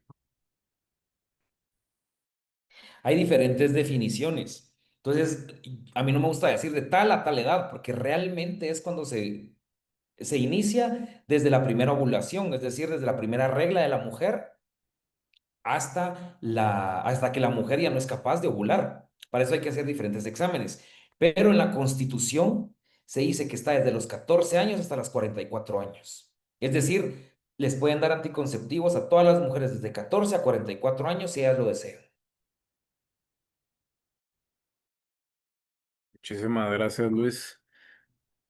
Si alguien tiene alguna duda, ni lo puede hacer a viva voz, escribirle en chat privado a Luis o a alguien del equipo si por ahí quedó alguna duda no resuelta en la charla de Maffer y de Luis. Alguien escribió que eso es un embarazo ectópico. Creo que fue cuando hablamos sobre el dispositivo intrauterino, Adriana y Sebastián. No sé si todavía tienen la misma duda, pues Primero, ¿qué es el embarazo ectópico? Pues normalmente cuando se da la fecundación, la unión del óvulo con el espermatozoide, se genera vida. Luego pues va caminando por toda la trompa de falopio y debería de llegar hasta el endometrio, que es la cavidad uterina, para implantarse en el endometrio y de esta forma empezar a que siga creciendo la vida que ya se inició. El embarazo ectópico es cualquier implantación anómala que no sea en el endometrio.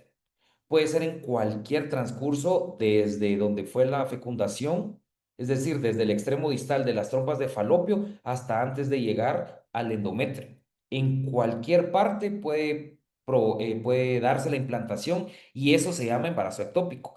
¿Qué aumenta el riesgo de embarazo ectópico? El dispositivo intrauterino, porque literalmente es una estructura física, metálica, que no permite que avance el ovocito y el esperma ya unidos hacia la cavidad endometrial. Entonces tiene que buscar otro lugar donde implantarse y aumenta mucho el riesgo de embarazo ectópico. Y no digamos, han habido muchas pacientes que dicen, es que tengo el dispositivo intrauterino, pero esta vez me vino con mucho dolor mi menstruación o esta vez fueron muchos coágulos.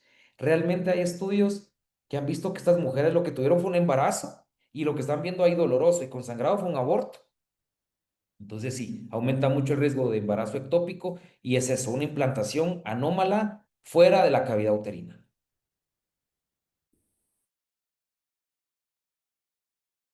Excelente, muchas gracias. La verdad es que sí, muy interesante toda la información que Luis nos trasladó. Aquí hay otra pregunta, Luis. ¿Cómo se percibe la concepción con ayuda de la ciencia? Por ejemplo, la infertilidad in vitro es, sí, la in vitro o las inyecciones para estimular la ovulación.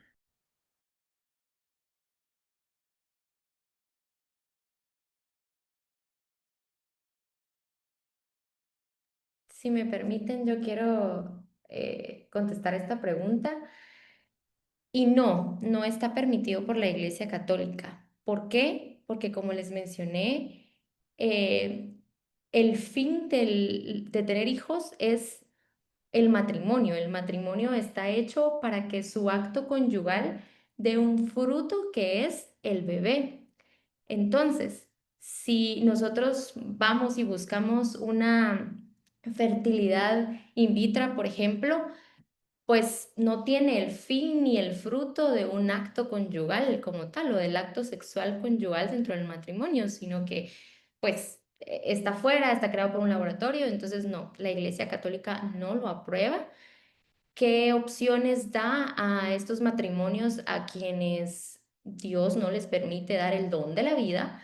Pues buscar, por ejemplo, adopción, eso sí es permitido, la adopción. Y si en caso no se pudiese utilizar, pues la adopción no fuera viable o no se les fuera permitido, pues existen otras maneras de poder cumplir con el propósito del matrimonio. Yo les decía que el fin es también procreativo, pero si ese fin procreativo no tiene el sí que yo les mencionaba de Dios, pues no hay nada que nosotros podamos hacer al respecto más que buscar dar el amor de paterno y materno en niños a los que podamos adoptar, o de lo contrario, buscar un apostolado diferente y amar a los hijos de alguien más de otra manera, pero no, no está bien visto, en resumen, y no está aceptado por la Iglesia Católica la ayuda de in vitro, vientres de alquiler, etcétera, porque no cumplen con la finalidad del matrimonio y del acto conyugal como tal. No sé si quedó claro. Ahora, gracias, respecto a las inyecciones para estimular la ovulación, considero que es una forma fisiológica de lograr estimular algo que se va a lograr. Entonces, es la única que probablemente te digo, sí, podría ser aceptada, estimular la ovulación, ya que es una manera, pues, fisiológica de buscar el embarazo. Sin embargo, la otra forma, pues sí, ya como mencionó Mafer, no es lícito. Y también tenemos una pregunta más por el chat que dice, cuando la pareja es irregular, ¿cómo saber con certeza cuando está ovulando y cuando no? Si su ciclo es muy anormal.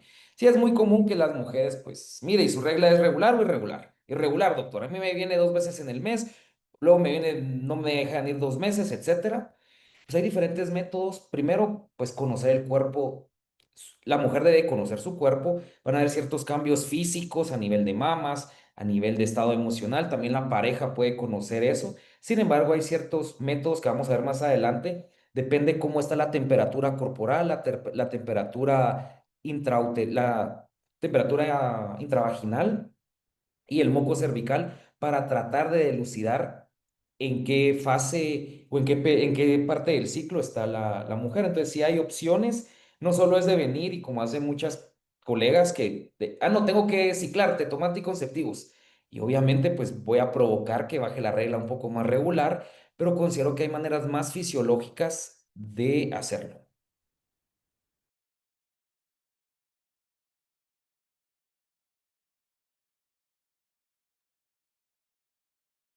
Muy bien.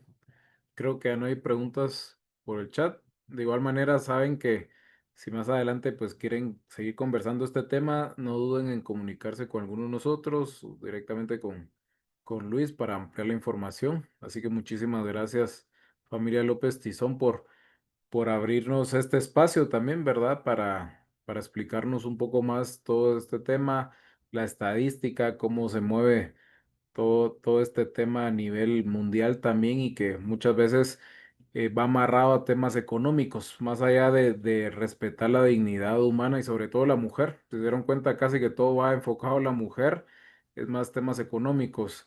Y es de Judith, nosotros lo que promovemos, como bien saben, es la vida y también damos esta información para que ustedes puedan hacer su propio juicio, su propio criterio y de nuestro lado, pues invitarlos a tomar las mejores decisiones también, siempre a la luz del Espíritu Santo y tomado de Dios. Lo que les podemos decir, así como la familia López Tizón compartía un poquito, pues a nosotros también con Lupita teníamos casi los 3 años de casados y no venía bebé también, ¿verdad? Entonces, pues el Señor sabe en qué momento. Eh, Ahora tenemos a Inma y cada vez que íbamos a la cita con la Gina era ir viendo ese tiempo que decía Maffer, ¿verdad? Lo que necesitaba era tiempo. Entonces íbamos a ir viendo cada cita la evolución y era una sorpresa, era una emoción, era como casi que si por Lupita hubiera sido, casi que todos los días le hacían ultrasonido para ir viendo la evolución de Inmaculada. Así que muchísimas gracias y creo que no hay avisos de parte del equipo en esta ocasión. Vamos a... No, Majito. Majito, creo que sí hay uno. Tenemos unos números de venta salesiana, ¿verdad? Sí, Por si alguien nos quiere apoyar, vale 10 quetzales el número. Es para apoyar a un centro salesiano, pero que en esta ocasión también ellos le van a dar parte de ayuda económica a Judith. Entonces, si alguien está interesado, por ahí les vamos a mandar fotos de los números por si nos quieren ayudar con la compra de esos numeritos y apoyamos a Judith y apoyamos al centro salesiano. Así que muchísimas gracias y los dejo con la familia González. Bueno, muchísimas gracias, Luis. Y muchísimas gracias también a Mafer y Luis Eduardo, pues, por habernos acompañado mediante este tema tan importante que la verdad es muy importante que como cristianos y como católicos tengamos bien claro este tipo de temas porque es un tema muy actual y es un tema que es foco de mucho debate en muchos aspectos, en muchas aristas. Y como cristianos tenemos que estar sumamente bien formados e informados porque o sea, no hay que caer en el hacer cosas buenas que parezcan malas, cosas que al final pues no nos lleven a cumplir el fin último del matrimonio, ¿verdad? Y entonces les agradecemos que se hayan preparado bastante para preparar esta charla, para poder compartir. Gracias por el tiempo que nos dedicaron a todos y cada uno de nosotros. Y como parte del ejercicio de esta charla y continuando con la dinámica de sesiones anteriores, les voy a estar compartiendo en este momento la encuesta de calificación de la charla de asistencia para que nos puedan hacer el favor de irla llenando, se las compartimos en el grupo de WhatsApp, ¿verdad? Es sumamente importante. Recuerden que esa encuesta forma parte de la asistencia de todos y cada uno de los miembros de esta sesión, ¿verdad? De ustedes como participantes. Y pues bueno, vamos a pasar entonces a nuestra oración final. Entonces decimos, nos ponemos en la actitud de oración en el nombre del Padre, del Hijo y del Espíritu Santo. Amén. En corazón, Señor, se ha encendido el amor por una criatura que tú conoces y amas. Tú mismo me la has hecho encontrar y me la has presentado. Te doy gracias por ese don que me llena de alegría profunda. Me hace semejante a ti. Eres amor y me hace comprender el valor de la vida que me has dado. Haz que no malgaste esta riqueza que tú has puesto en mi corazón. Enséñame que el amor es don y que no puede mezclarse con ningún egoísmo.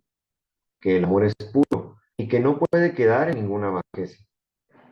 El amor es fecundo y que desde hoy debe producir un nuevo modo de vivir en los dos. Te pido, Señor, por quien me espera y piensa en mí, por quien camina a mi lado. Haznos dignos el uno del otro, que seamos ayuda y modelo. Ayúdanos en nuestra preparación al matrimonio, a su grandeza, a su responsabilidad, a fin de que desde ahora nuestras almas dominen nuestros pensamientos y los conduzcan en el amor. Amén. San Juan Pablo II, ruega por nosotros. Santa Rita de Casia, ruega por nosotros. En el nombre del Padre, del Hijo y del Espíritu Santo. Amén. Bueno, les agradecemos haber llegado hasta aquí. Esperamos que todos y cada uno de ustedes tengan una muy feliz noche y nos vemos el otro miércoles.